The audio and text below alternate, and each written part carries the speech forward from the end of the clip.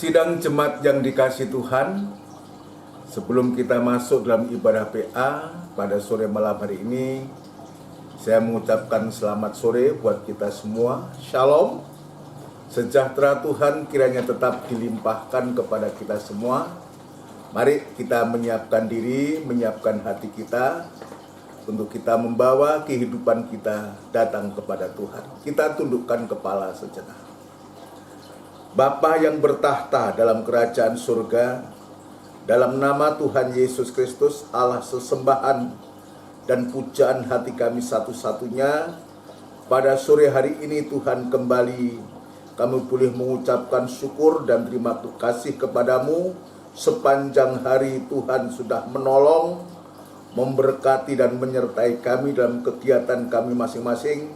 Dan sore ini Tuhan sudah gerakkan hati kami, menyentuh hati kami untuk kami bisa datang kepadamu Tuhan. Dan itu sebabnya sebelum kami beribadah, sebelum kami memuji membesarkan namamu, kami menyerahkan diri kami ke tanganmu.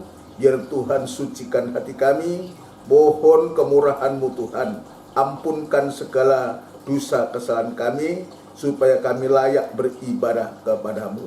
Terima kasih Tuhan, kami serahkan ibadah ini ke tangan-Mu Tuhan. Kami mengundang hadirat-Mu ada di tengah-tengah ibadah kami, dan memberkati ibadah kami dari awal sampai pada selesainya. Seluruh pelayan-pelayan-Mu yang terkait dalam ibadah pada sore malam hari ini pun kami serahkan ke tangan-Mu. Biar Tuhan menolong, memberikan kekuatan surgawi untuk bisa melakukan apa yang Tuhan sudah percayakan kepada pelayan-pelayan-Mu semua Tuhan. Di saat kami beribadah semacam ini, kuasa kegelapan dalam bentuk apapun juga coba-coba mengganggu, merintangi ibadah kami, menggagalkan ibadah kami. Dan itu sebabnya kami serahkan ke tangan-Mu, dan kami panggil nama-Mu yang penuh kuasa untuk mengusirkan segala pekerjaan setan itu di dalam nama Tuhan Yesus Kristus, darah Kristus yang berkuasa. Terima kasih Tuhan, terima kasih. Terima kasih Tuhan, kami yakin dan percaya Engkau sudah menolong kami dan memberkati ibadah kami ini Tuhan. Terima kasih, kami sambut ibadah ini di dalam nama Tuhan Yesus Kristus. Haleluya. Amin. Puji Tuhan, saudaraku yang kekasih. Mari kita siapkan diri hati kita untuk kita memuji, membesarkan nama Tuhan.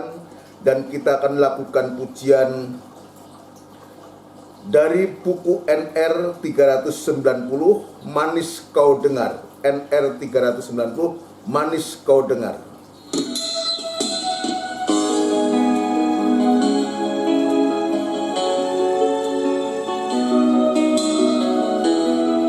Haleluya. Tuhanku, aku hendak bernyanyi bagimu selama aku hidup. Ya Allahku, aku hendak bermazmur bagimu selagi ku ada. Inilah yang ku renungkan setiap waktu, nyanyian pujian dan pengagungan kepadamu.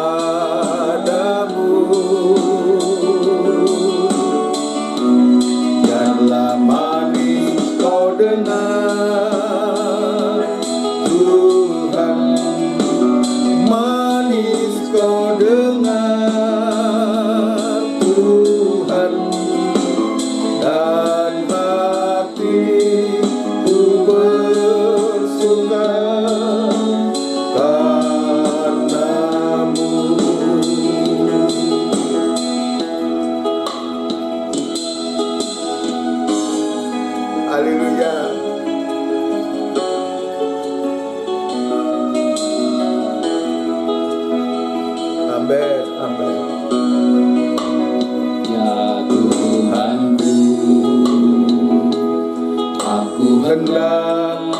bernyanyi bagimu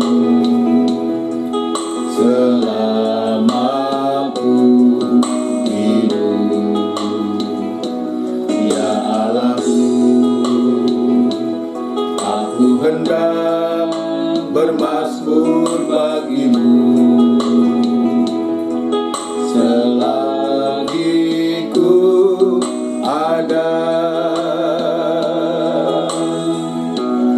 Inilah yang ku renungkan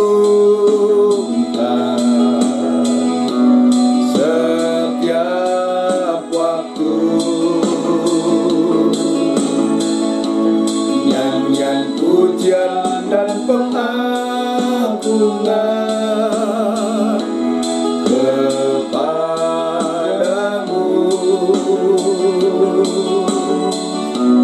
Biarlah manis kau dengar Tuhan, manis kau dengar Tuhan, dan hatiku bersuka karenamu, dan hatiku bersuka karenamu. Puji Tuhan, saudara sekalian dikasih Tuhan. Ya, pujian yang begitu indah, yang biarlah hari-hari ini kita banyak merenungkan firman Tuhan. Waktu-waktu yang ada di samping kita membaca, kita mendengarkan firman Allah, tapi biarlah kita juga ada kesempatan waktu untuk kita bisa merenungkan firman Allah. Ya, merenungkan firman Allah sehingga firman Allah menjadi rema dan menguatkan, menghiburkan juga di saat dalam kesusahan kita teringat firman Tuhan. Mari kita akan lakukan satu pujian untuk kita masuk dalam firman Tuhan. Kita akan melakukan pujian dari buku NR 149, Sinar Kemuliaan-Mu Bapa.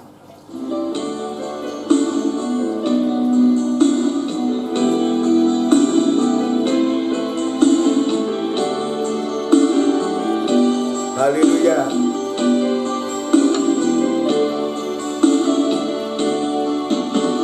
Sinar kemuliaan-Mu Bapa memenuhi di sekelilingku. Ku rasakan hadirat-Mu, Kau tenggelamkan jiwaku. Ku ingin tetap tinggal bersama-Mu.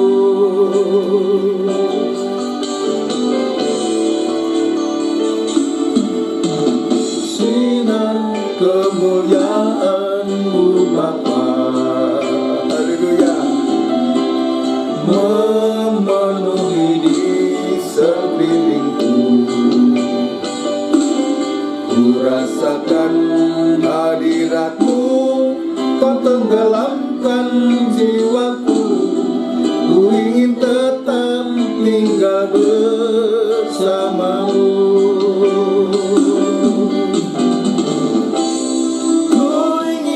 Tetap di sini menikmati bait-Mu.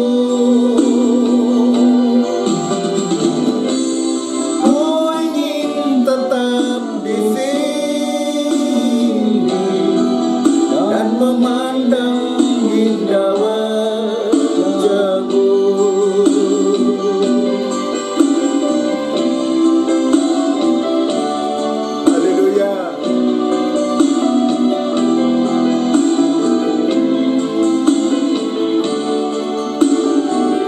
Amin, amin.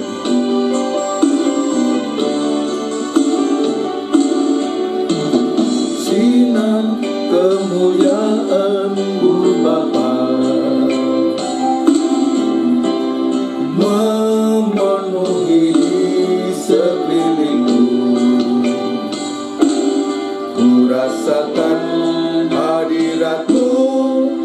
tenggelamkan jiwaku, ku ingin tetap tinggal bersamamu.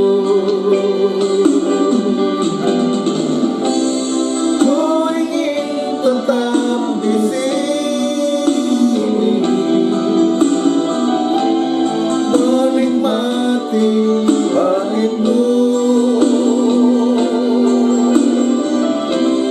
Ku ingin tetap di sini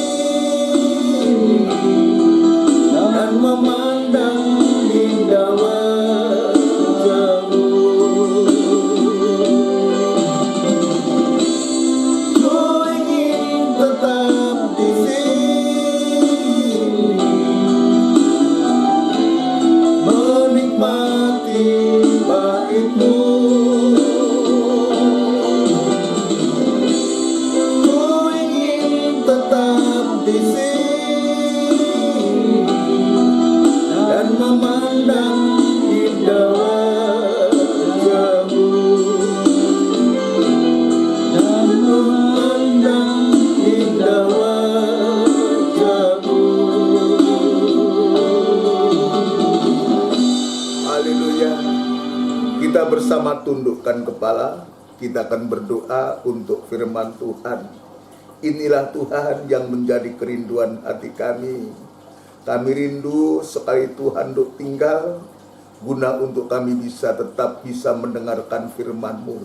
Itu sebabnya Tuhan, biarlah kesempatan yang indah pada sore malam hari ini untuk kami boleh duduk diam mendengarkan perkataan-Mu. Ya Tuhan, kiranya Engkau sucikan hati kami, pikiran, pandangan, dan angan-angan kami, supaya hati kami hanya berfokus hanya kepadamu, dan Engkau sungguh hadir dalam hati kami, berbicara kepada kami lewat firman-Mu Tuhan, untuk memberikan pertolongan yang ajaib kepada kami. Urapi firman-Mu dan urapi kami sekalian dalam pengurapan yang datangnya dari Engkau sendiri. Terima kasih Tuhan, terima kasih. Demikian pula kami berdoa untuk gereja-gereja-Mu yang lain yang bersamaan beribadah pada sore malam hari ini seperti di tempat ini. Ya Tuhan, Engkau kiranya juga memberkati para hamba-hamba-Mu, para gembala-gembala dalam menggembalakan sidang-Mu dimanapun Tuhan penggembalaan itu dikerjakan. Terima kasih urapan yang sama kuat juga Engkau nyatakan kepada hamba-hamba-Mu. Terima kasih Bapa, terima kasih pula juga hamba-Mu ini tetap berserah diri kepadamu, menyadari keterbatasan, ketidakmampuan, kelemahan, kekurangan hamba-Mu. Hamba tidak mampu Tuhan jika Engkau tidak menolong hamba, dan itu sebabnya Tuhan, biarlah tetap berkemurahan kepada hamba untuk mampu menyampaikan firman-Mu dengan benar dan murni, sehingga nyata firman-Mu mengerjakan, mengoreksi, menyentuh hati kami, dan kami boleh dikerjakan, diubahkan oleh firman-Mu sampai sewaktu-waktu boleh mengalami keobahan yang sempurna, sehingga bisa menjadi sempurna seperti Engkau sempurna adanya Tuhan. Terima kasih Tuhan, terima kasih bagimu tidak ada barang yang mustahil Tuhan. Terima kasih Tuhan, terima kasih. Kami serahkan seluruh sidang jemaat-Mu yang saat ini berada di rumah mereka masing-masing Tuhan, tetap setia untuk mendengarkan firman-Mu. Ya Tuhan, dudukkan dengan baik, memberikan ketenangan, damai sejahtera-Mu, terutama memberikan hati yang selalu rindu akan perkataan-Mu Tuhan. Terima kasih Tuhan Yesus, terima kasih. Terima kasih, berfirmanlah kepada kami, dan kami siap untuk mendengarkan firman-Mu. Di dalam nama Tuhan Yesus Kristus, kami alaskan doa dan sembahyang kami.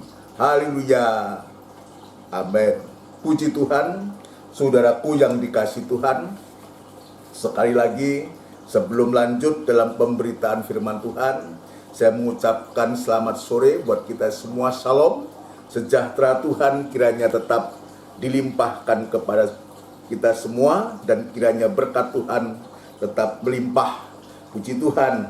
Ya, kita bersyukur, kita berterima kasih sampai hari ini masih diberikan tubuh yang sehat untuk kita semua. Sekalipun kenyataan juga ada saudara kita yang juga membutuhkan pertolongan oleh karena sakit penyakit yang sedang diderita, Namun demikian kita, apapun keadaan kita, dimanapun kita berada saat ini, biarlah kita tetap menggunakan waktu untuk bisa beribadah, dan kita meyakini bahwa firman Allah itu hidup, kuat dan berkuasa, bukan saja untuk memberikan pertolongan secara jasmani, sakit dipulihkan bahkan disembuhkan, tapi firman Tuhan sanggup menciptakan keadaan yang buruk untuk menjadi baik, saudaraku.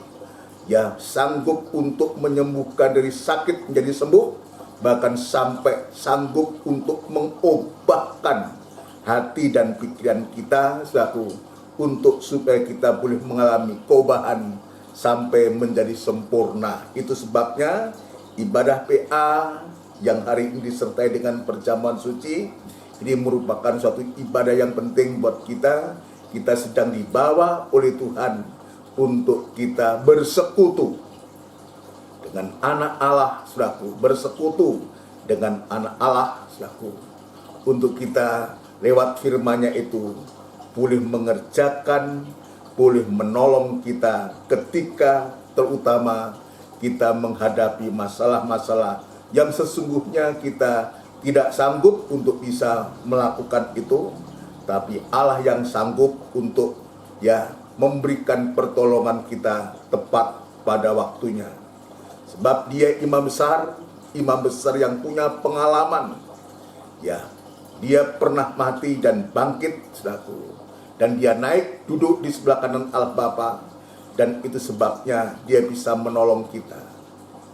Menolong, memberikan pertolongan dengan ajaibnya. Bagi Tuhan tidak ada barang yang mustahil. Ini yang harus kita yakini, asalkan mujizat itu terjadi, asalkan kita mau percaya, mempercayakan hidup kita sepenuh kepada Tuhan, mujizat itu pasti terjadi.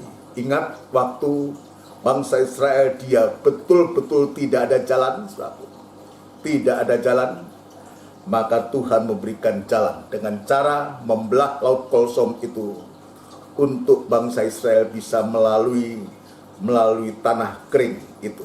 Ini keajaiban.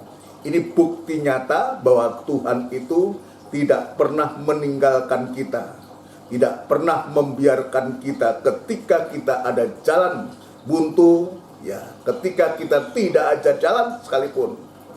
Maka kalau kehidupan kita ada ketaatan, ada kesungguhan hati kepada Tuhan, maka Tuhan juga yang membuka. Dan jika Tuhan yang membuka jalan, maka tidak ada seorang pun yang sanggup untuk bisa menutup jalan itu.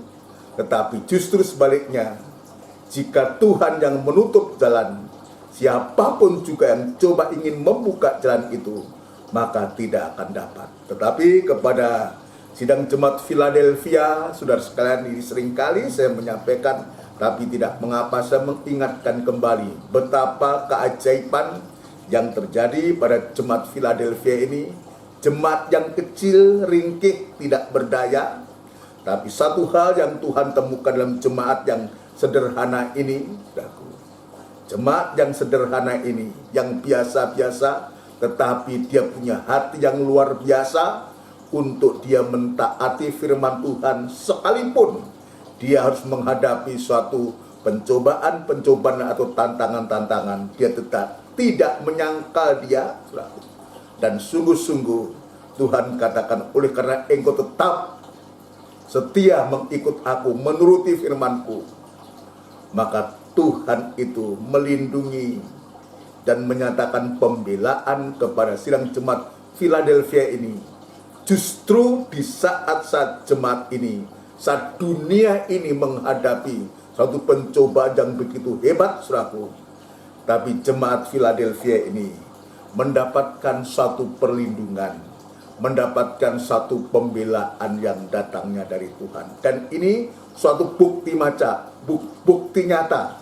Di zaman Israel, zaman perjanjian lama, Tuhan juga membuat contoh kepada bangsa Israel. Ketika tidak ada jalan, Tuhan yang membuka jalan. Dalam perjanjian baru, diwakili oleh sidang jemaat Philadelphia ini, karena dia setia kepada Tuhan, menuruti firman Allah, dan tidak menyangkal namanya, Tuhan juga menyatakan perlindungannya dan pembelaannya serta pemeliharaannya terhadap jemaat Philadelphia. Dan itu, saudaraku, juga akan berlaku atas kehidupan kita kalau kehidupan kita ini sungguh-sungguh taat dan dengar-dengaran kepada firman Tuhan. Puji Tuhan. Mari saudara sekalian, kita akan lanjutkan pemeriksaan kita. Kita masih dalam suasana perjalanan bangsa Israel keluar dari tanah Mesir menuju tanah Kanaan, dan kita sudah masuk bagian yang pertama, yaitu dari Mesir sampai ke Gunung Sinai. Dan Tuhan sudah, ketika sampai di Gunung Sinai itu, Tuhan menyatakan dua hal ya yang kita sudah periksa kemarin-kemarin, yaitu dua loh batu dan kemah suci atau tabernakel, rancang bangun tabernakel ini. Ini dua hal yang sungguh-sungguh untuk bisa diperhatikan ya, sebab ini penting. Di samping hukum dan peraturan itu diberikan kepada bangsa Israel, maka Tuhan juga memerintahkan untuk membuat tabernakel. Untuk apa? Untuk supaya dua loh batu ini ada tempatnya. Dan itu sebabnya saya mengatakan bahwa dua loh batu dan tabernakel ini, khususnya tabut perjanjian itu, tidak bisa dipisahkan. Sebab kalau dua loh batu itu tanpa tabernakel, sementara dua loh batu tidak bisa ditaruh di sembarangan di luar tabernakel, maka sungguh-sungguh tabernakel itu akan menjadi tabernakel yang kosong. Menjadi tabernakel yang kosong. Tetapi sebaliknya, saudaraku, ya, kalau dua loh batu ini ya tanpa tabernakel juga akan ditaruh di mana? Dan itu sebabnya saya mengatakan bahwa ya, dua pelajaran yang Tuhan berikan kepada kita ini tidak bisa dipisahkan. Ya, untuk apa? Dua loh batu adalah hukum Allah atau firman Allah. Firman Allah itu harus ada tempat. Maka tabernakel itulah kehidupan kita. Itulah yang menjadi tempatnya firman Allah itu. Hati kita ini jadi tempatnya firman Allah, untuk supaya betul-betul kita mengalami kuasa daripada firman Allah ini, yang pada akhirnya kita nanti dibawa oleh Tuhan untuk masuk dalam satu kegerakan yang besar, ya, masuk dalam pembentukan tubuh Kristus. Dan ketika kita masih ada di bumi ini, maka Tuhan menjadikan kita, rumah kehidupan kita ini menjadi tempat kediaman Allah, untuk supaya kita bisa memberitakan perbuatan-perbuatan Dia yang besar. Ya, memberitakan perbuatan-perbuatan yang besar dari Dia. Tuhan menjadikan kita sebagai rumah Allah untuk kita bisa ambil bagian dalam tugas pelayanan yang Tuhan percayakan kepada kita. Ya, setelah Tuhan itu memimpin kita dengan tongkat, ya, dengan tongkat Tuhan lewat kuasa salib dan Injil keselamatan itu, saudaraku, maka kita dibawa oleh Tuhan untuk menjadi rumah Allah. Di situ kita boleh melayani Tuhan sebagai imam-imam, ya, sebagai milik kepunyaannya, untuk memberitakan perbuatan-perbuatan yang besar dari Dia. Puji Tuhan. Sekarang kita akan masuk ke bagian yang kedua, saudaraku. Ruas jalan yang kedua, saudaraku. Kalau ruas jalan yang pertama tadi, ya, itu dari Mesir sampai ke Gunung Sinai, saudaraku. Itu ruas jalan yang pertama, di mana bangsa Israel itu dipimpin oleh tongkat, saudaraku. Tongkat itu berbicara tentang kuasa salib Tuhan atau Injil keselamatan. Itu sudah membawa kita, ya, keluar dari dunia untuk kita praktiknya Injil keselamatan itu sudah membawa kita keluar dari dunia ini, saudara. Ya, keluar dari dunia ini. Ya, keluar dari perhambaan dosa untuk kita sekarang ini. Untuk kita mendapatkan suatu keselamatan, mendapatkan suatu pertobatan, mendapatkan kelahiran baru, sampai pada keajaiban-keajaiban atau kesembuhan-kesembuhan ilahi yang Tuhan sudah nyatakan kepada kita. Kuasa tongkat itu, Injil keselamatan itu sudah membawa kita sampai kita menjadi pelayan-pelayan Tuhan untuk kita bisa melayani. Tetapi itu juga belum cukup, saudaraku, maka masih ada ruas jalan yang kedua, bahkan yang ketiga. Ruas jalan yang kedua ini, saudaraku, dari Gunung Sinai, nanti dari Gunung Sinai ya menuju tanah Kanaan. Dari Gunung Sinai ini menuju tanah Kanaan. Jadi meliputi Gunung Sinai ke Sungai Yordan lebih dulu sebelum Kanaan, saudaraku. Ini ruas jalan yang kedua dari Gunung Sinai ini sampai dengan ya Sungai Yordan, tapal batas Sungai Yordan. Kemudian dari Sungai Yordan ini bangsa Israel atau mereka harus berputar-putar. Nanti kita bisa baca, saya akan menceritakan sedikit, saudaraku, ya, menceritakan sedikit apa yang harus diperbuat, saudaraku. Ya, saya ulangi, perjalanan atau ruas jalan yang kedua ini meliputi dari Gunung Sinai ke Sungai Yordan, saudaraku. Dari Gunung Sungai ke Sungai Yordan. Kemudian dari Sungai Yordan ini mereka harus berputar-putar selama 30 tahun, 38 tahun di padang pasir. Berputar-putar setelah sampai Sungai Yordan, diputar lagi, dibalik lagi, saudara. Ya, berputar-putar selama 32 tahun, 38 tahun, maafkan. 38 tahun di padang pasir. Kenapa? Akibat ketidakpercayaan mereka atau bangsa Israel itu terhadap janji Tuhan. Ya, akibat tegar tengkuknya bangsa Israel, keras hatinya, tidak percaya. Ya, ketidakpercayaan bangsa Israel ini, saudara,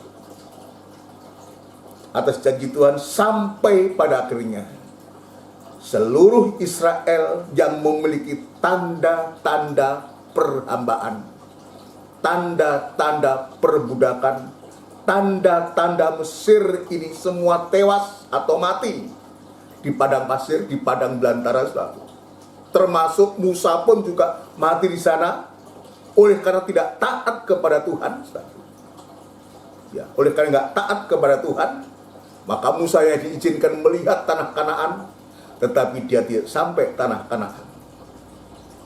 Ya, kecuali saat itu, jadi semua generasi lama, generasi lama, semua tewas atau mati di padang pasir, kecuali Yusa dan Kaleb. Ini yang Tuhan nanti melanjutkan setelah Musa juga mati di padang belantara, saudaraku, dalam perjalanan meninggal tapal batas pun dia mati, hanya melihat ya kota Kanaan, ya, negeri Kanaan, tapi dia tidak diizinkan, saudaraku. Ya, kecuali Yusa dan Kaleb. Dan setelah itu, saudaraku, kemudian mereka akan menyeberang Sungai Yordan memasuki Kanaan. Jadi setelah Musa mati, saudaraku, maka Tuhan memilih Yosua dan Kaleb ini untuk membawa bangsa Israel ke tanah Kanaan. Dia menyeberang Sungai Yordan, saudaraku, bersama bangsa Israel itu, saudaraku. Sehingga seluruh perjalanan dari Mesir sampai tanah Kanaan itu memakan waktu 40 tahun. Ini waktu yang cukup lama sehingga generasi lama sampai habis semua. Maka generasi yang baru yang lahir di padang belantara, kira-kira begitu, saudaraku. Ya, dalam kepemimpinan Yosua dan Kaleb ini untuk membawa bangsa Israel ini untuk masuk ke tanah Kanaan. Dalam hal ini, saudaraku, ya kita bisa membaca ya perjalanan pada ruas ini, ya kita bisa membaca dalam kitab Bilangan dan kitab Ulangan. Jadi kalau saya ingin simpulkan, saudaraku, jadi dalam perjalanan dari Gunung Sinai ke Sungai Yordan, dari Gunung Sinai ke Sungai Yordan, ini kalau yang ruas jalan yang pertama tadi dipimpin oleh tongkat, saudaraku, Injil keselamatan, maka dalam ruas jalan yang kedua ini, dari Gunung Sinai ke Sungai Yordan ini, Israel dipimpin oleh dua nafiri. Dipimpin oleh dua nafiri. Nah, untuk itu, saudara sekalian, maka orang Israel atau mereka harus memperhatikan dengan sangat, ini penting, memperhatikan dengan sangat teliti bunyi dari nafiri itu. Jadi nafiri itu untuk didengar, bukan untuk dilihat. Ya, bukan untuk dia, berbeda dengan tongkat. Kita bisa melihat tongkat itu ada wujudnya. Tapi nafiri ini tidak untuk dilihat, tetapi untuk didengar. Ya, kenapa begitu? Nanti kita akan membaca dalam Bilangan pasal yang ke-10, saudaraku. Ya, kenapa begitu? Ya, sebab ada bedanya saat nafiri ditiup itu. Nafiri atau trompet, ya dalam ejaan sehari-hari itu trompet. Ya, ejaan baru itu disebutkan nafiri. Ya. Jadi trompet itu ditiup untuk menyuruh mereka berkumpul, saudaraku. Nanti kita akan baca, atau berangkat. Ya, laskar mana yang berangkat lebih dulu?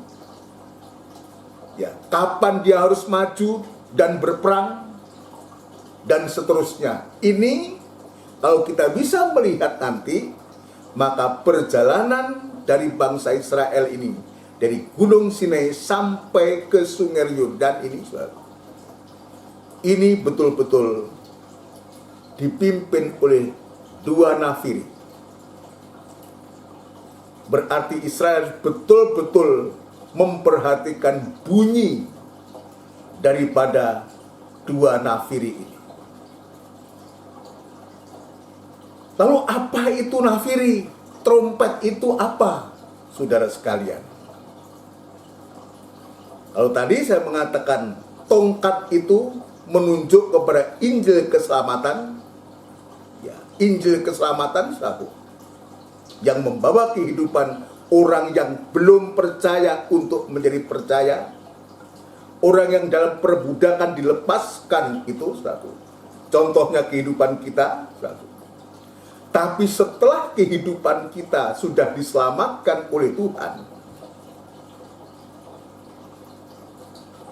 setelah kehidupan kita sudah diselamatkan oleh Tuhan, diselamatkan oleh Injil, satu, maka dua nafiri itu harus tampil untuk lanjut memimpin kehidupan kita. Artinya, setelah kehidupan kita diselamatkan, maka kita harus segera untuk masuk dalam penggembalaan. Jadi, dua nafiri ini adalah firman penggembalaan. Untuk apa? Untuk supaya kehidupan kita tetap terpelihara.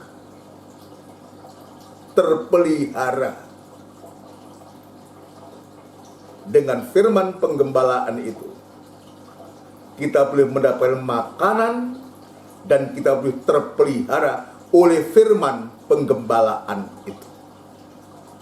Puji Tuhan. Mari sekarang kita akan baca untuk supaya kita tahu, sahabat kita mengerti dalam kitab Bilangan pasal yang ke-10, saudaraku. Kitab Bilangan pasal yang ke-10, ayat yang pertama sampai dengan ayat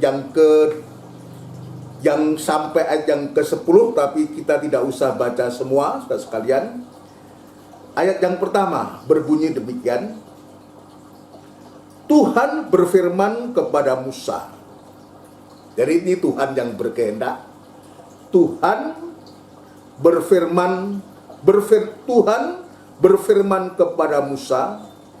Ayat 2, buatlah 2 nafiri dari perak tempaan, harus kau buat itu. Jadi ini bukan atas kehendak Musa,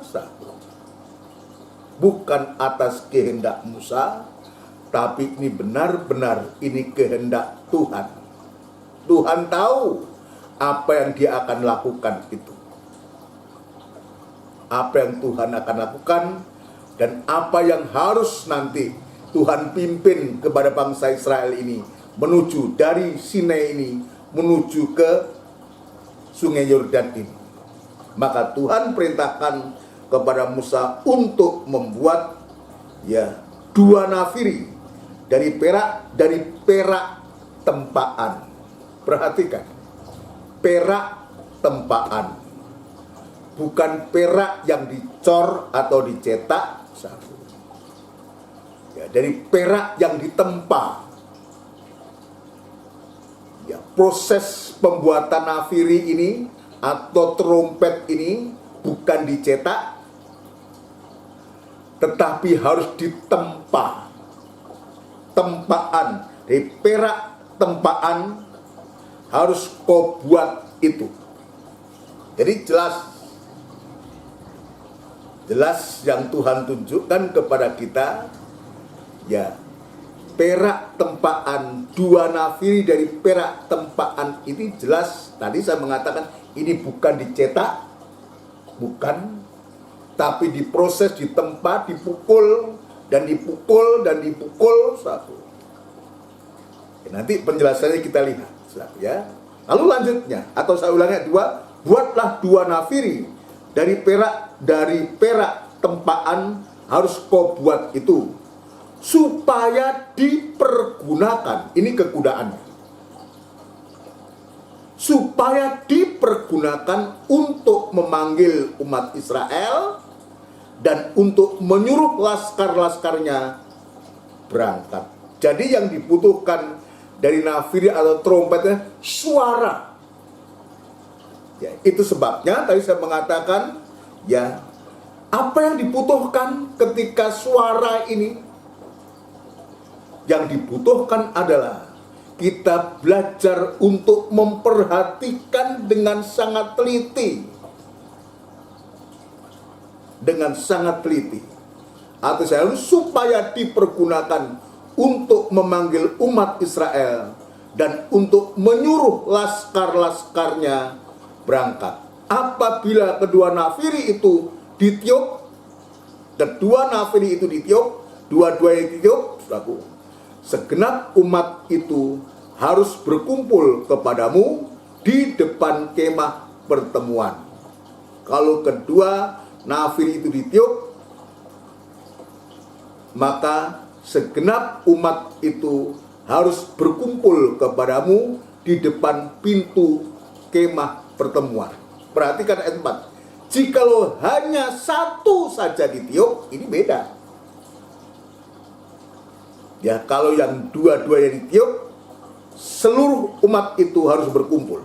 Tetapi yang ayat 4, jikalau hanya 1 saja ditiup, maka para pemimpin, para kepala pasukan Israel harus berkumpul kepada, artinya tidak semua berkumpul. Kalau 1 yang ditiup, yang berkumpul hanya para pemimpin, para kepala pasukan Israel harus berkumpul kepada. Jadi ini yang dimaksudkan itu. Jadi tujuannya untuk supaya memanggil umat Israel dan untuk menyuruh laskar-laskarnya berangkat. 2 nafiri ditiup, seluruh bangsa Israel harus berkumpul di pintu kemah pertemuan. Kalau 1 saja, ayat mengatakan para pemimpin dan para kepala pasukan Israel harus berkumpul kepadamu. Artinya maka dibutuhkan telinga yang peka untuk kita tidak menjadi salah. Memperhatikan apa yang sedang ditiup itu. Ya. Semboyan apa? Kalau dalam ejaan sehari-hari, saudaraku, ya. Dalam ayat yang ketiga dalam ejaan sehari-hari disebutkan begini. Kalau keduanya ditiup panjang, berarti seluruh umat harus berkumpul di sekelilingmu di depan pintu kemahku. Tetapi kalau satu saja yang ditiup, berarti hanya para pemuka yang harus berkumpul di sekelilingmu. Ya, ini dalam ejaan sehari-hari. Saya lebih senang yang membaca ejaan sehari-hari, saudara, ya. Ini pas, gampang untuk dimengerti. Saya lanjutkan dalam ayat yang keempat, saudaraku. Nah, ayat yang kelima. Kalau trompet ditiup pendek-pendek, itu tandanya suku-suku yang berkemah di sebelah timur harus berangkat. Kalau ditiup pendek-pendek untuk kedua kalinya, maka suku-suku di sebelah selatan harus berangkat. Jadi bunyi yang pendek-pendek berarti umat harus berangkat, sedangkan bunyi yang panjang berarti umat harus berkumpul. Trompet-trompet itu harus ditiup oleh para imam dan anak-anak Harun. Itulah peraturan yang harus kamu taati untuk selama-lamanya. Jadi ini ya hukum dalam hukum Tuhan yang diberikan kepada Musa satu untuk nanti dikerjakan dalam perjalanan bangsa Israel dari Gunung Sinai sampai ke Sungai Yordan. Tapi Tuhan tunjukkan dulu. Tuhan perintahkan dulu kepada Musa untuk membuat alat yang namanya nafiri ini, 2 nafiri dari perak tempaan ini.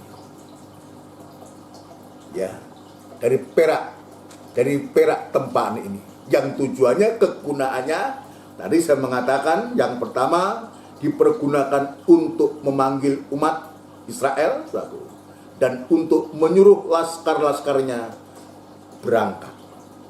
Ini 2 hal ini sangat penting buat kita di hari-hari ini, ya, di hari-hari ini.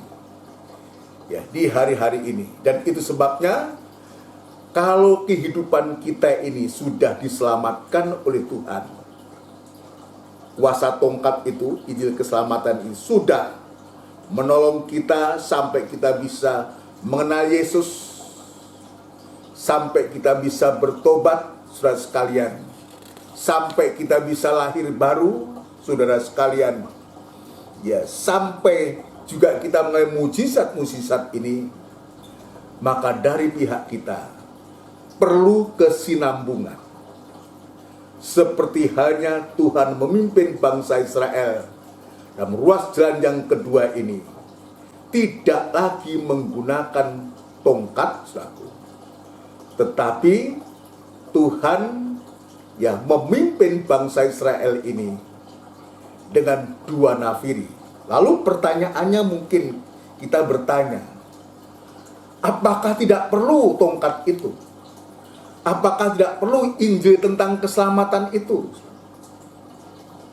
Penting dan perlu. Penting dan perlu. Dan ayat dalam Ibrani pasal yang ke-6, saudaraku, yang seringkali kita salah.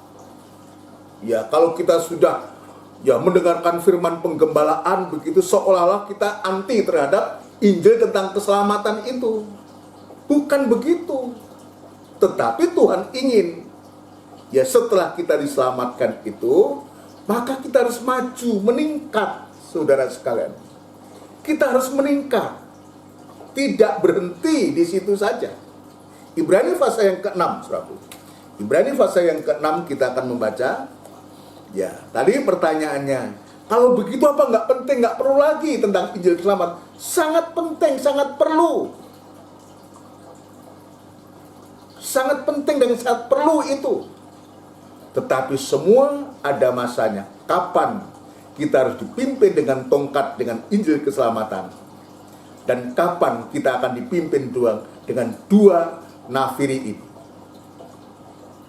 Ya, dua nafiri atau firman penggembalaan ini. Ibrani pasal yang ke-6 ayat yang pertama. Ibrani pasal yang ke-6 ayat yang pertama, saudara sekalian. Ibrani pasal yang ke-6 ayat yang pertama dan seterusnya. Sebab itu marilah kita tinggalkan asas-asas pertama dari ajaran tentang Kristus dan beralih kepada perkembangannya yang penuh. Perhatikan ini ayat ini ya. Ini menjadi dasar. Ya. Kita tinggalkan asas-asas pertama dari ajaran tentang Kristus dan beralih kepada perkembangannya yang penuh. Perhatikan. Janganlah kita meletakkan lagi dasar pertobatan dari perbuatan yang sia-sia dan dasar kepercayaan kepada Allah, yaitu ajaran tentang berbagai pembaptisan, penumpangan tangan, kebangkitan orang mati, dan hukuman kekal. Kita kan sudah itu mengalami. Bagi kita, saudaraku, kita kan sudah mengalami itu. Maka ajaran firman Tuhan ini untuk kita segera beralih, untuk kita tidak tinggal di situ. Tetapi bukan berarti kita meniadakan Injil keselamatan, bukan meniadakan kuasa tongkat itu, bukan. Ayat selanjutnya, yaitu ajaran tentang berbagai pembaptisan, penumpangan tangan, kebangkitan orang mati, dan hukuman kekal. Dan itulah yang akan kita berbuat jika Allah mengizinkannya. Artinya apa? Tidak boleh ditiadakan. Kalau sewaktu-waktu Tuhan izinkan kita harus menyampaikan tentang Injil, tentang keselamatan, harus kita sampaikan. Kenapa? Untuk supaya jiwa-jiwa baru ini betul-betul dituntun untuk mengenal Yesus, percaya Yesus, mengenal Yesus, percaya Yesus, dan dia bertobat, dan dia lahir baru, dan mengalami penumpangan, perbuatan-perbuatan ajaib. Ayat mengatakan, jika Allah mengizinkannya. Jadi artinya tidak meniadakan kuasa tongkat, saudaraku. Tetapi kalau sewaktu-waktu memang dibutuhkan, diperlukan demi ya pertumbuhan jiwa-jiwa baru datang kepada Tuhan, kita perlu memberikan bimbingan-bimbingan kepada orang-orang yang baru ini untuk dia bisa mengerti sungguh-sungguh, memahami sungguh-sungguh tentang Yesus Kristus Juru Selamat itu. Tetapi kalau sudah dia diselamatkan, dia lahir baru, maka ayat tadi mengatakan dalam ayat yang pertama, kita harus menuju kepada perkembangannya yang penuh. Kita harus lanjut, tidak terus kita berpegang kepada tongkat itu, tetapi kita harus beralih untuk masuk kepada firman penggembalaan. Tidak lagi dipimpin oleh tongkat, saudaraku, tetapi dua nafiri itulah, firman penggembalaan itulah yang akan memimpin kita. Yang menjadi komando itu adalah yang menjadi komando itu adalah firman penggembalaan itu. Ini penting buat kita, saudara. Ya, ada peristiwa, saudara. Sewaktu-waktu terjadi peristiwa, saudara. Dalam perjalanan bangsa Israel ini terjadi suatu peristiwa. Sebelum saya masuk lebih jauh tentang firman penggembalaan ini, saya akan menunjukkan. Ya, satu waktu dalam perjalanan tersebut sudah keluar dari Gunung Sinai, ya, sudah keluar dari Gunung Sinai, sedang menuju dalam perjalanan menuju ke Sungai Yordan, Israel masih mau mempertahankan tongkat itu. Israel mau mempertahankan tongkat itu. Terus dia tidak mau, bagaikan dia mempertahankan tongkat, tetapi dia tidak mau dengan adanya dua nafiri ini. Ya, ketika Israel dia mempertahankan tongkat itu, dan akibatnya, saudaraku, dan akibatnya sangat fatal. Dan akibatnya sangat fatal. Ya, kalau kita membaca dalam Bilangan pasal yang ke-16, nanti kita baca. Sebab ini penting, ini harus dibaca. Ya. Kalau bangsa Israel tetap mempertahankan tongkat itu, dan akibatnya sangat fatal. Apa yang terjadi? Dalam Bilangan pasal 16 itu, terjadi suatu pemberontakan dari Korah, Datan, dan Abiram. Ya. Pertanyaannya, apa yang menyulut pemberontakan itu? Jadi tadi saya mengatakan bangsa Israel setelah keluar dari Gunung Sinai, masih ingin mempertahankan tongkat atau Injil keselamatan itu. Dan akibatnya sangat fatal, saya katakan tadi. Dan Bilangan pasal 16 justru yang terjadi adalah pemberontakan Korah, Datan, dan Abiram. Terjadi pemberontakan. Lalu pertanyaannya, apa yang menyulut pemberontakan itu? Dan ternyata yang menyulut pemberontakan itu adalah masalah tongkat, masalah kepemimpinan. Ini kalau kita tidak mau meningkat, ingin mempertahankan, ya semua ada masanya kapan bangsa Israel itu harus dipimpin dengan tongkat, dan kapan bangsa Israel dipimpin oleh dua nafiri, ya nanti yang ketiga, kapan bangsa Israel akan dipimpin oleh tabut perjanjian. Semua ada masanya. Tapi justru karena dia mempertahankan tongkat, tidak mau maju, demikian juga kehidupan kita. Kalau kita tetap seperti itu, maka ayat dalam Ibrani mengatakan yang seharusnya kita menjadi guru,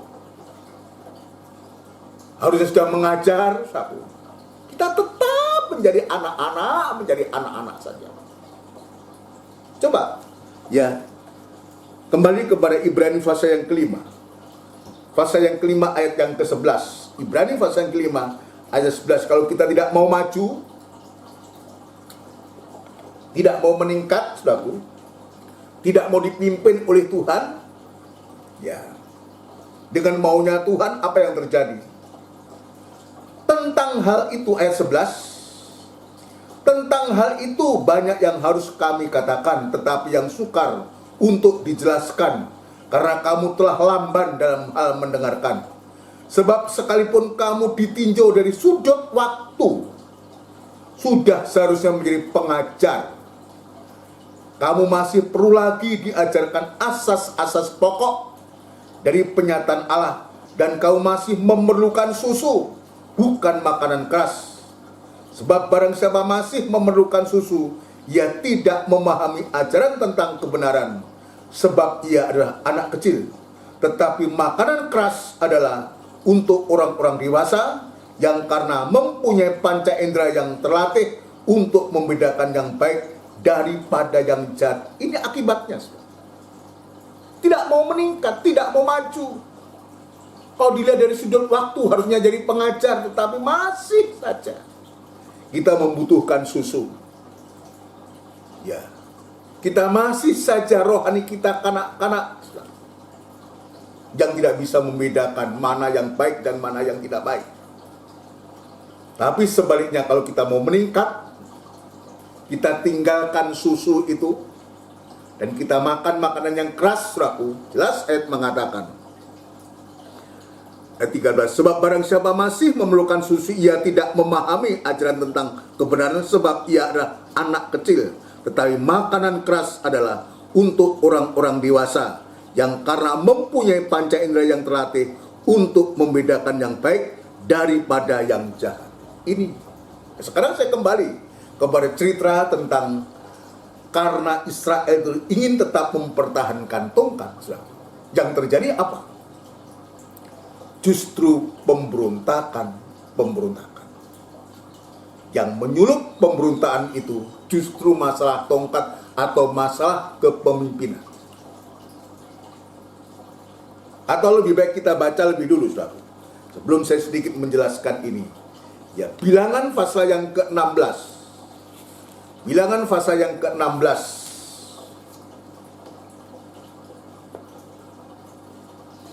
Nanti sudah bisa membaca seluruhnya, saudara, pasal 16 ini sampai ya akibat dari pemberontakan itu Tuhan marah dan Tuhan hukum Korah, Datan dan Abiram ini, saudara, ya.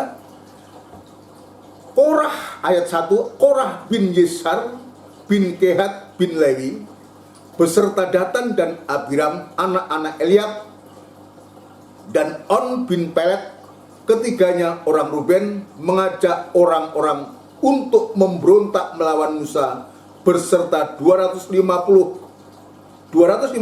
orang Israel, pemimpin umat itu, yaitu orang-orang dipilih oleh rapat, semuanya orang-orang yang kenamaan, dan seterusnya. Nanti sudah bisa membaca.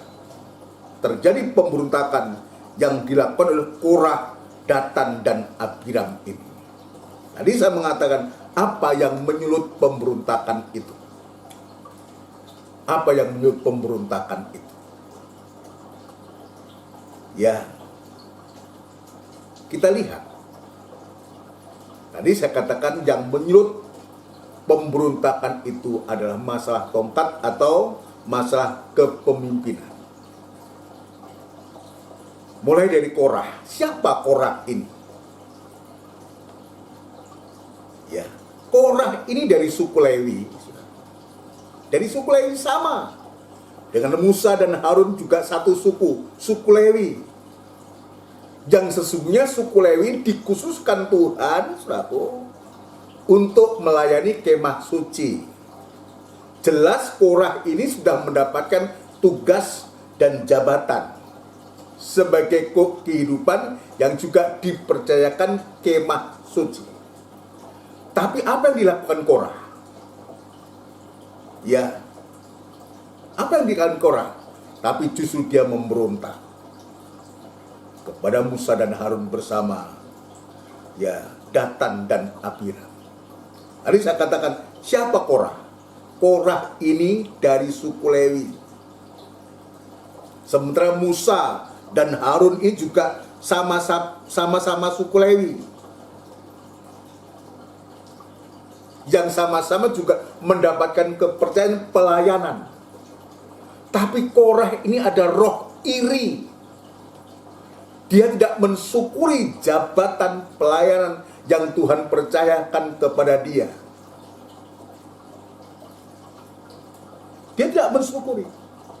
Sebenarnya Tuhan sudah menetapkan Musa ini, saudara sekalian, menetapkan Musa jadi pemimpin dipilih oleh Tuhan sejak waktu dia masih di Mesir, saudara. Dipilih oleh Tuhan, ya, disertai dengan Harun juga, saudara. Tapi Korah ini dia sangat iri terhadap keberadaan Musa dan Harun. Ya, ia merasa dalam hatinya, dia merasa, ya, mengapa kok cuma Musa yang jadi pemimpin? Mengapa aku tidak? Ini contoh kehidupan yang tidak tahu bagaimana Tuhan yang menempatkan seseorang itu pada tempatnya dalam ibadah dan pelayanan itu. Coba bayangkan, kalau Musa digambarkan seorang gembala, Ya, dalam jemaat. Ya. Padahal dalam satu jemaat itu hanya ada satu gembala. Tidak boleh ada 2, 3, 4 gembala. Tuhan tempatkan Musa sebagai gembala Israel. Tapi Korah ini dia berontak, saudaraku. Apa cuma Musa yang bisa jadi pemimpin, jadi gembala? Aku juga kan boleh. Coba bayangkan, kalau dalam satu jemaat ada 2 gembala, saudaraku, kayak apa? Tuhan dalam kitab Wahyu pasal 2 dan 3, setiap sidang jemaat ada satu malaikatnya. Itu sebabnya Tuhan perintahkan Yohanes untuk menulis surat, tuliskanlah kepada malaikat jemaat di Efesus, di Smyrna, di Pergamus, di Tiatira, di Sardes, di Philadelphia, di Laodikia.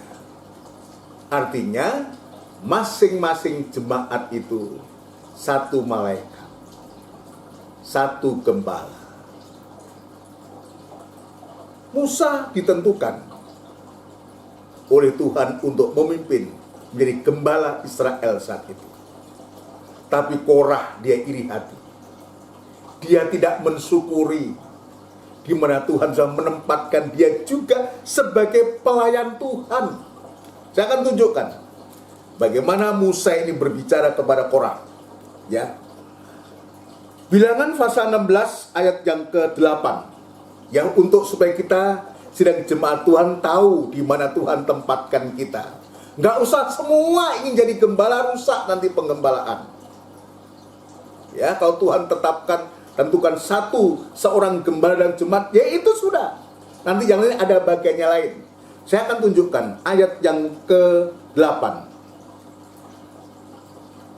kepada Korah ini. Lalu berkatalah Musa kepada Korah, cobalah dengar hai orang-orang Lewi, belum cukupkah bagimu bahwa kamu dipisahkan oleh Allah Israel dari umat Israel dan diperbolehkan mendekat kepadanya, supaya kamu melakukan pekerjaan pada kemah suci Tuhan dan bertugas bagi umat itu untuk melayani mereka. Ini terpaksa Musa harus memberikan penjelasan kepada Korah ini. Sudah ada bagiannya. Tuhan sudah pisahkan untuk supaya bisa mendekat kepadanya, supaya bisa melakukan pekerjaan pada kemah suci Tuhan. Tapi kita lihat tindakannya. Jadi dia memberontak terhadap Musa. Saya lanjutkan. Dan bahwa engkau diperbolehkan mendekat bersama-sama dengan semua saudaramu Bani Lewi. Dan sekarang mau pula kamu menuntut pangkat imam lagi. Sebab itu engkau ini dengan segenap kumpulanmu, kamu bersepakat melawan Tuhan. Karena siapakah Harun sehingga kamu bersungut-sungut kepadanya. Kita lihat sekarang. Sama-sama orang Lewi, ketika Musa ini juga orang Lewi dan Harun dipilih oleh Tuhan, dia iri hati. Ya, dia tidak tahu apa yang dilakukan itu bukan hanya dia melawan Harun, tapi sesungguhnya melawan Tuhan dan akibatnya fatal. Nanti kita bisa lihat hukuman apa yang harus menimpa mereka itu. Ya, jadi semacam itu. Jadi saya mengatakan, kalau Musa bisa menjadi pemimpin, kenapa saya tidak? Ini yang menjadi gejolak hati dari Korah ini. Dia tidak mensyukuri bahwa Tuhan sudah memakai dia ya dalam pelayanan. Ini juga nasihat buat kita. Dalam ibadah dan pelayanan kita kepada Tuhan itu, sudah kita belajar mensyukuri di mana Tuhan tempatkan kita. Bila dalam jemaat itu ada satu gembala aja, maka Tuhan juga bisa tempatkan sebagai penatua atau sebagai seorang imam-imam, seorang pelayan-pelayan Tuhan. Banyak bidang pelayanan. Coba kalau ini bisa diterima semua orang Lewi seperti Korah ini, maka tidak akan terjadi pemberontakan. Sama halnya dengan di tengah-tengah jemaat, saudara. Di tengah jemaat, kalau ini bisa kita terima, bisa Tuhan sudah menempatkan seorang rasul, nabi, penginjil, gembala, dan pengajar itu. Kita tahu masing-masing tempat kita, di mana Tuhan tempatkan kita, dan kita menyadari itu. Tidak usah pakai iri-irian, saudara. Bukan irian di Papua sana, bukan. Ya, nggak usah pakai iri-irian, ingin ambisi, berambisi ingin apa, nggak usah lah. Jabatan pelayanan dari Tuhan, kalau Tuhan tentukan seorang ABC ini, ya sudah kita tekuni saja. Semua ada waktunya Tuhan, tapi tidak pada Korah ini. Justru dia membawa teman-teman yang lain.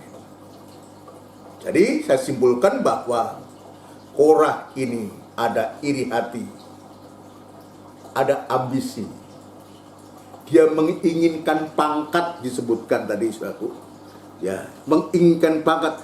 Dan sekarang mau pula kamu menuntut pangkat imam lagi. Sudah imam, ingin pangkat imam lagi, saudaraku. Coba bayangkan, ini memang gila hormat ini.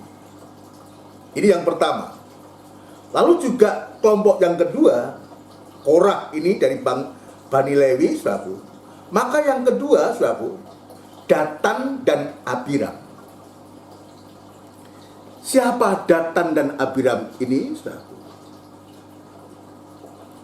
Dalam ayat yang pertama, ya disebutkan, ya, Datan dan Abiram, anak-anak Eliab dan On bin Pelet, ketiganya orang Ruben, mengajak orang untuk memberontak.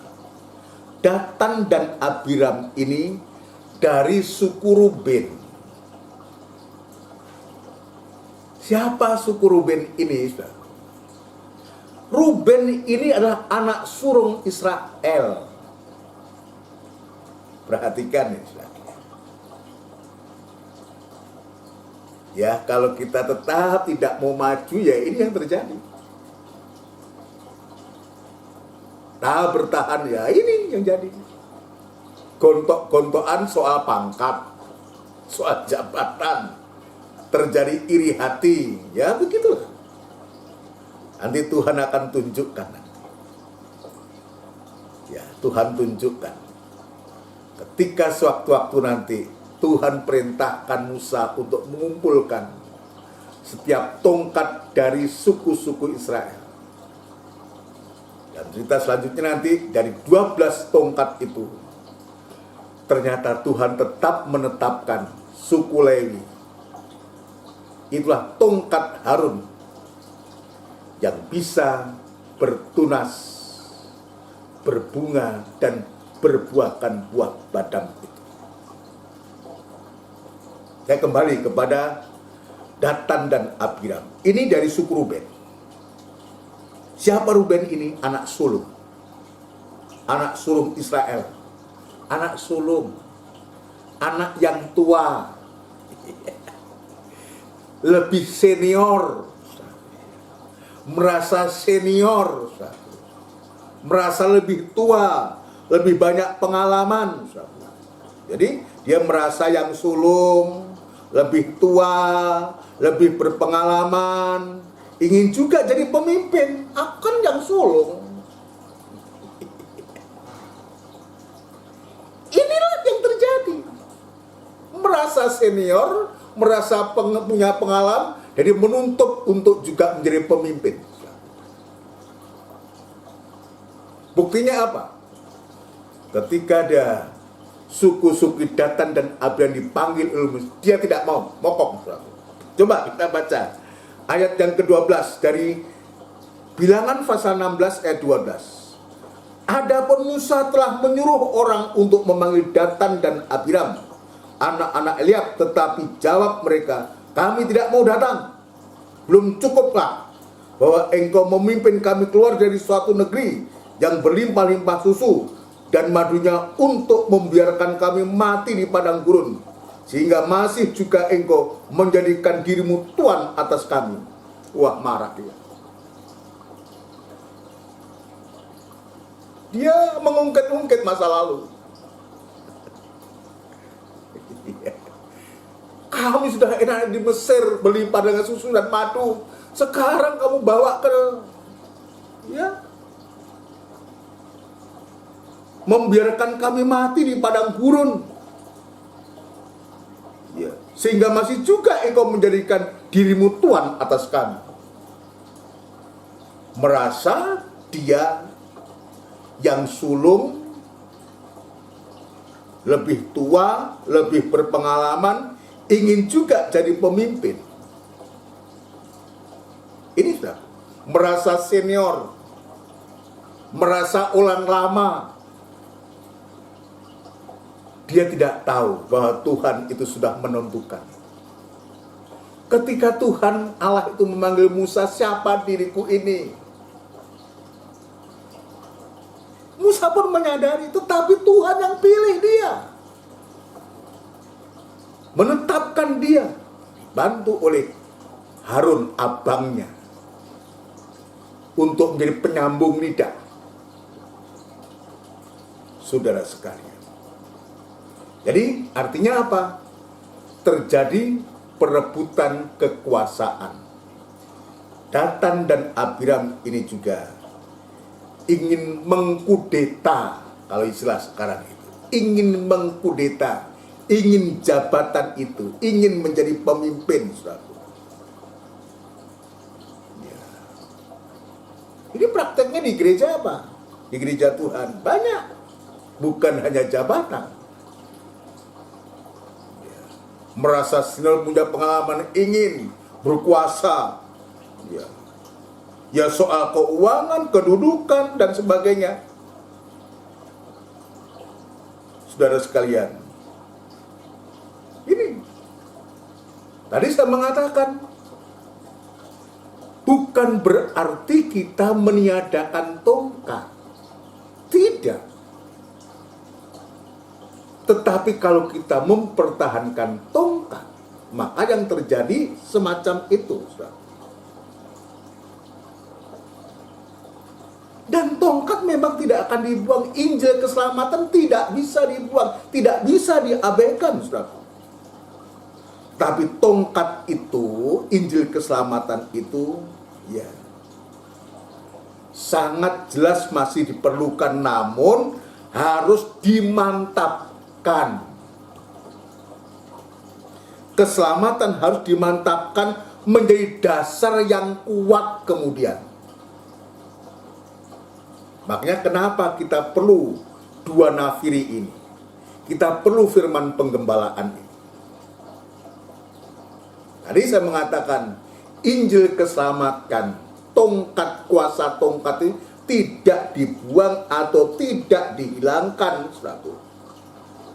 Tapi justru keselamatan itu harus dimantapkan menjadi dasar yang kuat di dalam hidup kita, saudara sekalian.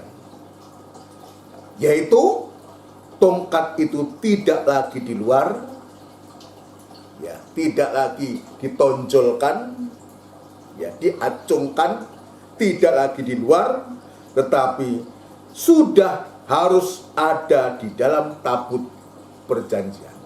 Bukan dibuang, bukan di luar, tapi tongkat itu harus sudah ada di dalam tabut perjanjian. Harus tersimpan. Harus tersimpan. Tadi saya menceritakan peristiwa, ya, untuk menghapus sungut-sungut bangsa Israel ini, suatu. Coba kita akan membaca pasal yang ke-17.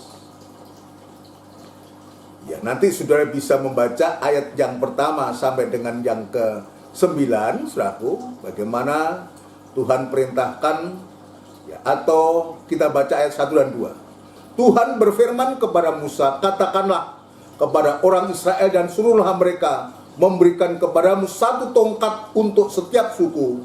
Semuanya pemimpin mereka harus memberikannya, suku demi suku, seluruhnya 12 tongkat. Lalu tuliskanlah nama setiap pemimpin pada tongkatnya.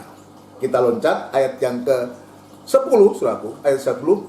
Tuhan berfirman kepada Musa, kembalikanlah tongkat Harun ke hadapan tabut hukum untuk disimpan menjadi tanda bagi orang-orang durhaka, sehingga engkau mengakhiri sungut-sungut mereka dan tidak kudengar lagi, supaya mereka jangan mati. Kalau kita membaca ayat sebelumnya, saudaraku, ayat sebelumnya ayat 8 itu, ya, setelah itu dikumpulkan 12 itu di hadapan Tuhan, ayat 8, ketika Musa keesokan harinya masuk ke dalam kemah hukum itu, maka tampaklah tongkat Harun dari keturunan Lewi telah bertunas, mengeluarkan kuntum, mengembangkan bunga, dan berbuahkan buah badam. Kemudian Musa membawa semua tongkat itu keluar dari hadapan Tuhan kepada seluruh orang Israel. Mereka melihatnya, lalu mengambil tongkatnya masing-masing. Tuhan berfirman, ayat 10, ulangi. Tuhan berfirman kepada Musa, kembalikanlah tongkat Harun ke hadapan tabut hukum untuk disimpan menjadi tanda bagi orang-orang durhaka, sehingga mereka mengakhiri sungut-sungut mereka dan tidak kudengar lagi, supaya mereka jangan mati. Tetap atas sungut-sungut dari suku-suku Israel ini, maka Tuhan itu Tuhan yang maha bijak, saudaraku. Dia perintahkan Musa untuk mengumpulkan setiap suku 1 tongkat dan dibawa ke hadapan Tuhan. Dan ternyata tetap tongkat Harun dari suku Lewi ini yang bertunas, berbunga, dan berbuahkan buah badam, tetapi bukan untuk digunakan. Ayat yang ke-10 lagi, tongkat itu harus disimpan. Harus disimpan di dalam tabut. Ya, bukan dibuang, bukan ditiadakan, bukan ditaruh di luar, tapi disimpan. Saudara sekalian, kenapa? Sebab Tuhan ingin lanjut perjalanan Israel ini dipimpin dengan 2 nafiri atau 2 trompet. Dan 2 nafiri ini, saudaraku sekalian, ini menunjuk kepada firman penggembalaan untuk kita, untuk kehidupan kita. Jadi sesudah kita menerima Injil keselamatan, saudaraku, saya ulangi, nggak apa-apa, saya ulang-ulang. Kita diselamatkan, kita harus segera masuk dalam firman penggembalaan, ya, yang berfungsi. Jadi firman penggembalaan ini yang berfungsi sebagai komando bagi umat Tuhan atau gereja Tuhan, sebagai komando, ya, kepada umat Tuhan dan gereja Tuhan dalam pengikutan kepada Tuhan dan dalam setiap kegiatan. Jadi yang menjadi komando dalam pengikutan kita kepada Tuhan,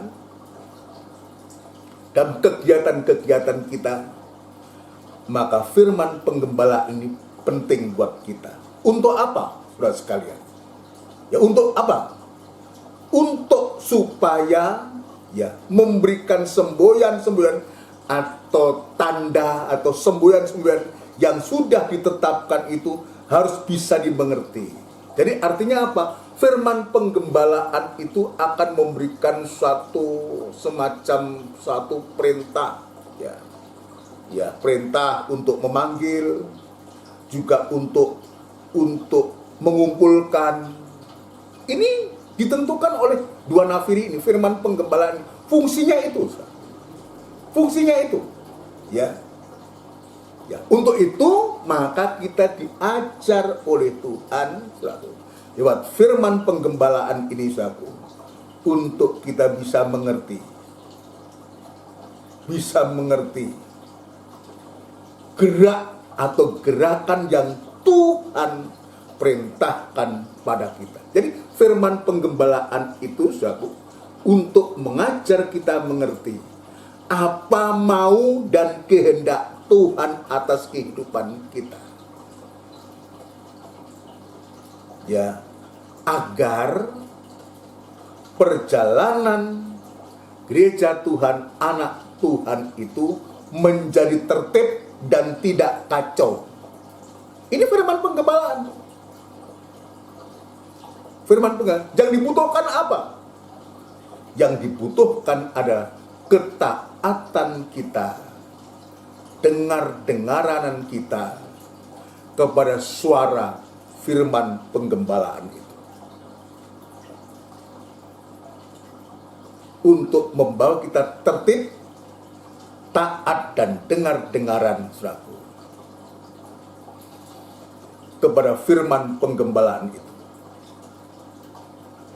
Dan dua nafiri ini, firman penggembalaan ini saudaraku, di hari-hari ini harus ditampilkan dalam sidang jemaat. Untuk apa? Sebab tujuan Israel itu dibawa dari keluar tanah Mesir itu, dari ruas jalan pertama sampai di Sinai sampai ke tapal batas Sungai Yordan itu, sampai ke Kanaan. Tujuannya untuk supaya bangsa Israel bisa sampai tanah Kanaan yang limpah dengan susu dan madunya. Artinya, ya, firman penggembalaan ini pada ruas jalan kedua ini, ya, dalam sidang jemaat ini harus ditampilkan saudaraku. Untuk apa? Untuk membawa sidang jemaat itu masuk dalam kegerakan rohani yang besar. Justru di zaman akhir ini, di masa yang susah ini, di masa yang susah ini, Tuhan juga berupaya untuk supaya sidangnya anak-anak Tuhan masuk dalam kegerakan pembentukan tubuh Kristus. Gereja sempurna segera terjadi, mempelai wanita Tuhan segera terbentuk, saudara. Maka berarti pula kedatangan Tuhan itu akan semakin dekat. Ini yang Tuhan persiapkan untuk kita. Kenapa? Ya, bangsa Israel tidak dipimpin lagi dengan tongkat. Tapi pada etapa kedua ini, Tuhan perintahkan untuk membuatkan dua nafiri ini dari perak tempaan ini, untuk membawa sidang jemaat Tuhan sungguh-sungguh. Dan tadi kalau kita bisa membaca pasal yang ke-10 tadi, gunanya supaya dipergunakan untuk memanggil umat Israel dan untuk menyuruh laskar-laskarnya berperang. Ini firman penggembalaan ini sebagai komando untuk mengumpulkan atau mempersatukan. Nanti penjelasannya besok, saudaraku, Tuhan Ken. Tapi juga untuk memerintahkan pasukan untuk maju berperang. Sebagai komando, sebagai pemimpin, yaitu firman penggembalaan. Ini penting buat kita di hari-hari ini. Yaitu sebabnya biar kita tekuni, kita mau setia kepada Tuhan, kita mau bertumbuh, berkembang, kita mau dipakai oleh Tuhan, kita mau taat dan dengar-dengar sampai kepada tujuan akhir. Itulah mempelai wanita Tuhan.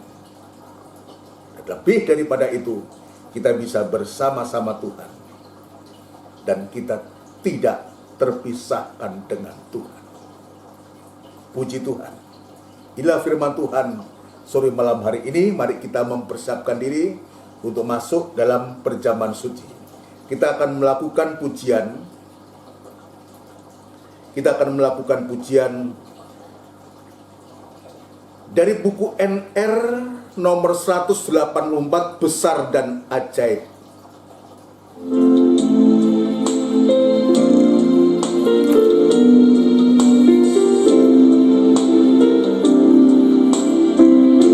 Haleluya.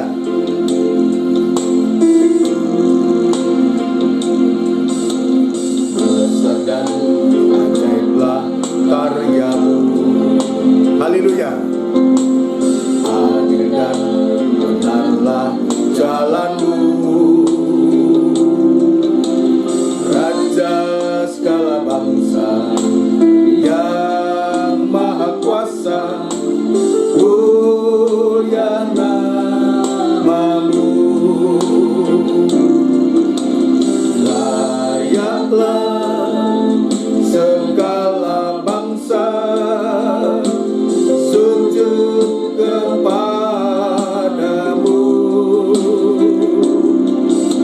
Sebab Kau Allah yang kudus, layak disembah. Haleluya. Ajaiblah karyamu.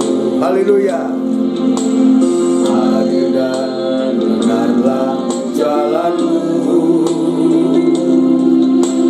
Raja segala bangsa yang maha kuasa, mulia namamu.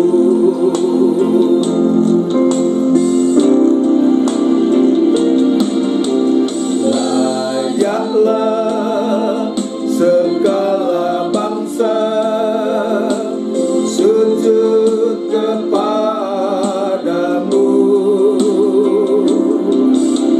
Sebab Kau Allah yang kudus, layak disembah. Haleluya.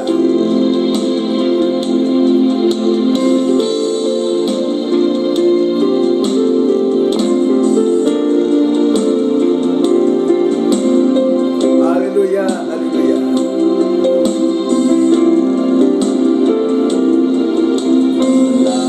Layaklah segala bangsa sujud kepadamu.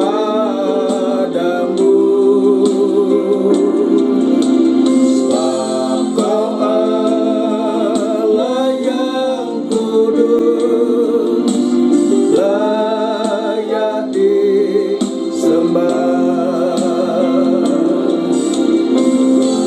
Kau Allah yang kudus, layak disembah. Layak disembah. Layak disembah. Haleluya. Haleluya, haleluya, haleluya, haleluya. Kita tundukkan kepala, kita serahkan diri kita kepada Tuhan. Terima kasih Tuhan. Haleluya, haleluya. Hanya Engkau-lah Allah yang layak untuk disembah, untuk dipuji Tuhan, untuk dimuliakan. Terima kasih Tuhan, terima kasih untuk lawatan-Mu pada malam hari ini Tuhan.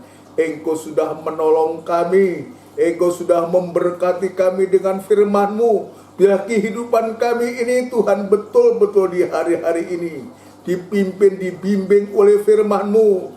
Dua nafiri firman penggembalaan yang akan membawa kehidupan kami untuk menjadi kehidupan yang taat dan dengar-dengaran, kehidupan yang tertib Tuhan, tidak sembrono. Itu sebabnya Tuhan kami berterima kasih kepada-Mu Tuhan.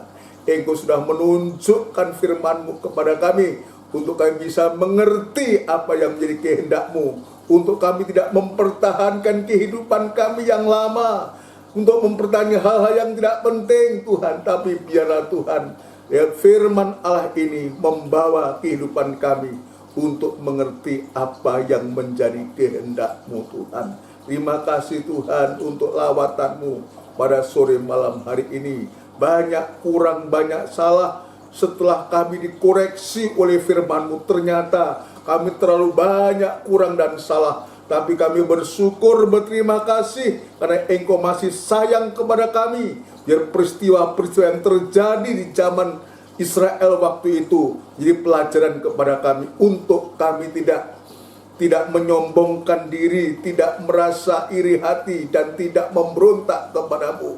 Tapi sungguh-sungguh Tuhan, Engkau sedang membawa kami untuk kami menjadi kehidupan yang taat dan dengar-dengaran Tuhan. Terima kasih Tuhan, biarlah pengalaman Korah, Datan, dan Abiram ini menjadi pelajaran buat kami, sebab kami menyadari akibat dari pemberontakan mereka. Mereka harus menanggung akibatnya Tuhan, yang begitu dahsyat.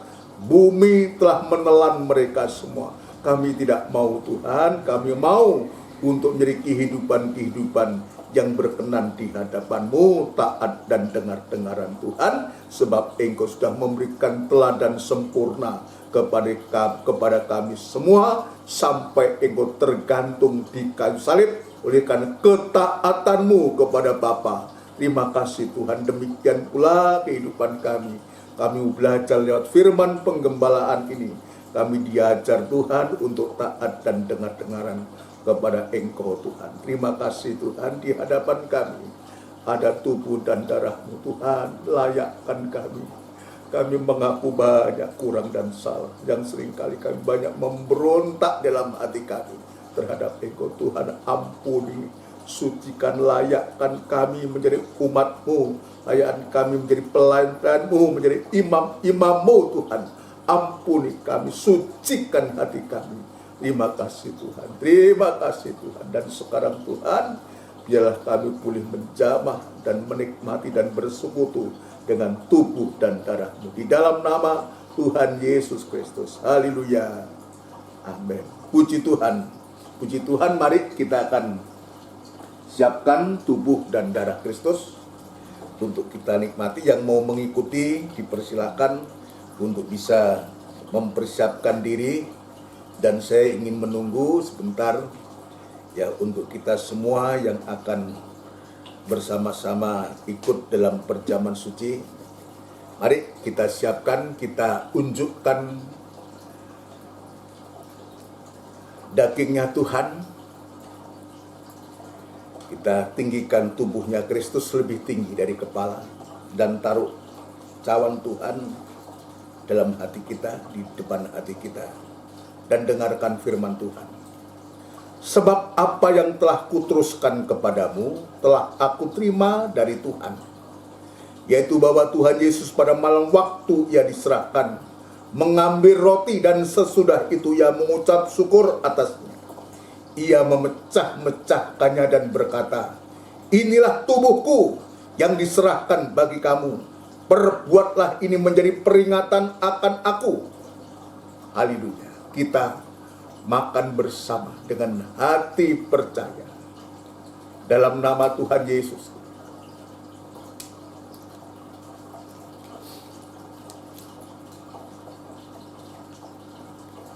Haleluya. Terima kasih Tuhan. Terima kasih. Terima kasih Tuhan. Unjukkan darahnya Kristus lebih tinggi dari kepala. Taruh tangan kiri di atas dada. Kita nyatakan, apapun yang menjadi beban, masalah, persoalan kita semua, kita serahkan kepada Tuhan. Dan tinggikan darah Kristus ini lebih tinggi dari kepala. Dan dengarkan firman Tuhan.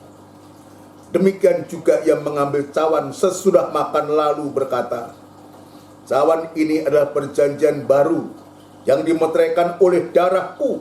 Perbuatlah ini setiap kali kamu meminumnya menjadi peringatan akan aku." Kita minum bersama dengan hati percaya dalam nama Tuhan Yesus Kristus.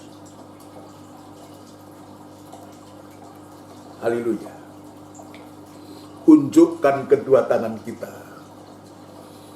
Berikan penyembahan dan ucapan syukur kepada Tuhan. Ia sudah melawat, Dia sudah menolong kita semua. Dia sudah memberikan jalan kepada kita semua. Terima kasih Tuhan. Terima kasih. Sebab setiap kali kamu makan roti ini dan minum cawan ini, kamu memberitakan kematian Tuhan sampai Ia datang kembali. Terima kasih Tuhan, terima kasih. Terima kasih buat berkat firman-Mu, lawatan firman-Mu. Terima kasih Tuhan dengan tubuh dan darah-Mu yang sudah memberikan jaminan keselamatan kepada kami.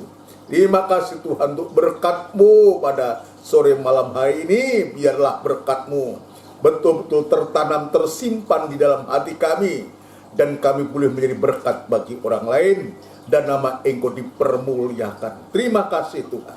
Terima kasih, terima kasih. Di dalam nama Tuhan Yesus Kristus kami alaskan doa dan sembahyang kami. Haleluya. Amin. Puji Tuhan, saudara sekalian. Demikian rangkaian ibadah kita dalam ibadah PA yang disertai dengan perjamuan suci ini, kiranya memberkati kita semua. Jadwal ibadah kita, besok ada ibadah doa dan penyembahan yang akan dimulai tepat jam 5:30 sore tepat. Ya, kita akan bergunakan waktu-waktu ini, dan nanti dilanjutkan pada tanggal 4 Juli, ini merupakan suatu minggu pertama, maka ibadah raya nanti disertai dengan perjamuan suci. Dan istilah saudara yang ingin menggunakan, ya mohon untuk dipersiapkan suatu ya roti dan anggurnya untuk kita bersama-sama beribadah yang disertai dengan perjamuan suci. Nanti kita akan berdoa untuk sidang jemaat, khususnya kita akan berdoa kepada saudara kita sekalian yang saat ini menjalani isoman atau isolasi mandiri. Keluarga Yosi kita akan bantu dalam doa. Juga ada saudara yang lain juga yang membutuhkan doa, yang dulu juga pernah saya layani, yaitu saudara Drio Palwoko, sekeluarga juga menjalani isolasi mandiri, tetapi saudara Drio-nya ini ada di rumah sakit, saudara sekalian, opname di rumah sakit. Juga kami juga kita diminta untuk mendoakan saudara Rulan. Saudara Rulan ini dia adalah putra dari ada sidang jemaat orang tua yang juga pernah saya layani sampai hari ini. Minta untuk bantu dalam doa. Juga saudara kita sidang jemaat di Pondok Chandra, Ibu Linda juga menjalani isoman atau isolasi mandiri. Biar Tuhan juga memberikan pertolongan kepada kita semua. Kepada saudara kita juga berdoa untuk Om Edwin dalam pemulihan, yang saya ini sudah ada di rumah, sudah aku dalam perawatan di rumah, dalam pemulihan. Biar Tuhan juga tetap memberikan kekuatan yang baru, memberikan damai sejahtera kepada saudara kita ini, supaya ketika menjalani isolasi mandiri, Tuhan tetap menjaga, melindungi, bahkan memberikan hati damai kepada mereka sekalian. Puji Tuhan. Mari kita akan tundukkan kepala sejenak untuk kita akhiri ibadah ini. Tidak putus-putusnya kami mengucapkan syukur dan terima kasih. Dalam keadaan apapun juga Tuhan Engkau tetap mengajarkan kepada kami untuk bersyukur dalam setiap hal. Itulah Tuhan yang Engkau kehendaki untuk kami sekalian. Tetapi malam hari ini kami juga bersyukur, berterima kasih Engkau sudah memberkati firman dan perjamuan suci dan ibadah PA pada malam hari ini.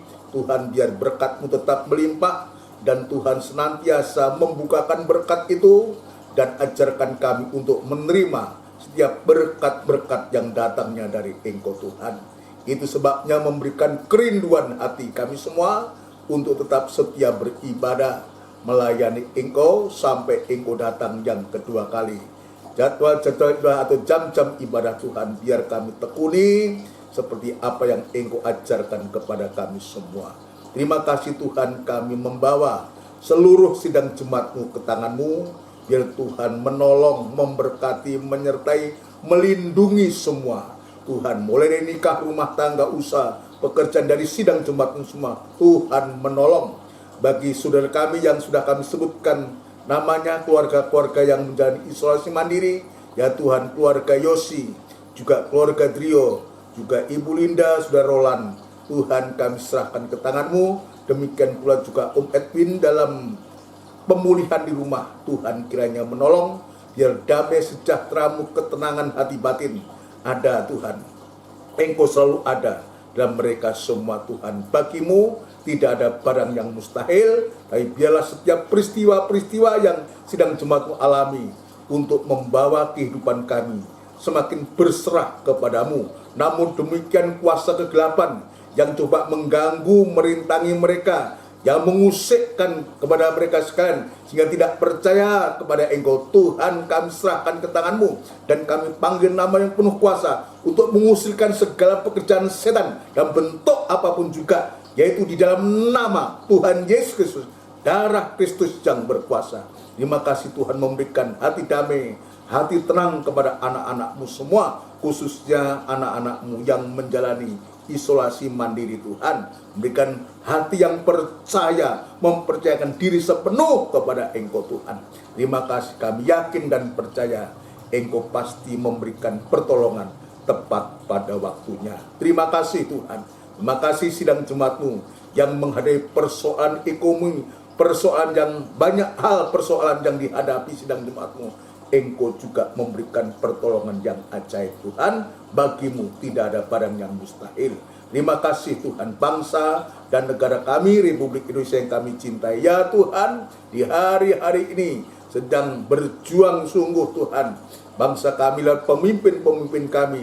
Ya Tuhan, Engkau tolong memberikan kekuatan hati, memberikan kemampuan yang dari surga, hikmat, akal budi Tuhan dari Engkau sih, untuk mampu memimpin bangsa ini, mengatasi apa yang terjadi dalam tengah-tengah bangsa kami ini Tuhan. Mulai dari Bapak Presiden, Wakil Presiden, jajaran menteri yang ada, pejabat tinggi negara di pusat, di daerah, TNI, Polri, dan semua yang terkait dengan bangsa kami ini, Tuhan pakai dengan heran. Itu sebabnya Tuhan, kami tetap yakin bahwa pemerintahan yang sah ini adalah utusan-Mu, wakil-Mu di bumi ini Tuhan. Itu sebabnya Tuhan, sekali lagi Engkau memberkati bangsa-bangsa atau bangsa kami ini Tuhan. Terima kasih Tuhan. Terima kasih Tuhan. Terima kasih. Sebentar kami akan berpisah satu dengan yang lain, beristirahat malam Tuhan. Kami serahkan ke tangan-Mu, dan Tuhan tetap menolong kami sekalian. Terima kasih saudaraku yang kasih. Bila rahmat anugerah cinta yang besar yang datangnya dari Allah Bapa, Sang Putra, dan Roh Kudus, yang sepenuhnya di dalam nama Tuhan Yesus Kristus memberkati kami sekalian mulai hari ini sampai Engkau datang yang kedua kali. Terima kasih Tuhan. Di dalam nama Tuhan Yesus Kristus kami ikhlaskan doa dan sembahyang kami. Haleluya. Amin. Puji Tuhan saudara sekalian. Selamat malam. Tuhan memberkati kita semua. Puji Tuhan. Tetap semangat ya bersama Tuhan. Amin.